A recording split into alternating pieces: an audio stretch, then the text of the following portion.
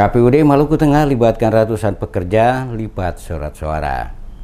Komisi Pemilihan Umum Maluku Tengah telah memulai proses pelipatan dan penyortiran surat suara pemilihan legislatif dan pemilihan presiden April mendatang. KPU setempat melibatkan ratusan pekerja untuk pelipatan dan penyortiran surat suara di Masohi, ibu kota kabupaten itu, dilakukan di Gedung Maioku. Proses pelipatan dilakukan setiap hari kerja dan dibagi dalam dua sisi, yaitu siang dan malam hari. Ditargetkan proses pelipatan surat suara untuk pemilihan presiden, DPR, DPD, dan DPRD dapat selesai dalam waktu seminggu. Ketua KPUD Maluku Tengah Ridwan Tomagolan mengatakan proses pelipatan dan penyortiran dilakukan pertama untuk surat suara DPD Kabupaten, selanjutnya DPRD Provinsi, DPR RI, DPD, dan surat suara Pilpres berjumlah 1.635.843 lembar, sudah termasuk 1.000 lembar untuk PSU. Menurutnya, KPU Kabupaten Maluku Tengah menerapkan beberapa aturan kepada petugas pelipat, di antaranya dilarang membawa surat suara keluar arena penyortiran dan pelipatan, tidak berpakaian atau membawa atribut partai politik, dan wajib menggunakan tanda pengenal selama melakukan kegiatan.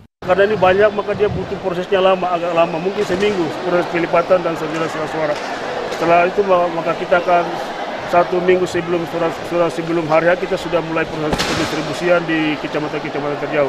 Sementara untuk kecamatan dalam kota, H-1 sudah baru bisa didistribusi.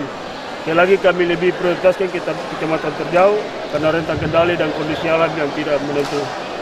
Tomagolan menyebutkan pihaknya belum memastikan jumlah surat suara yang rusak karena masih dalam proses penyortiran dan pelipatan. Surat suara ini katanya nantinya akan didistribusi ke seluruh tempat pemungutan suara dan tiba sehari sebelum hari pencoblosan tanggal 17 April mendatang. Untuk tahap awal, distribusi dilakukan untuk Kecamatan Banda mengingat rentang kendali dan mempertimbangkan kondisi cuaca karena menggunakan angkutan laut.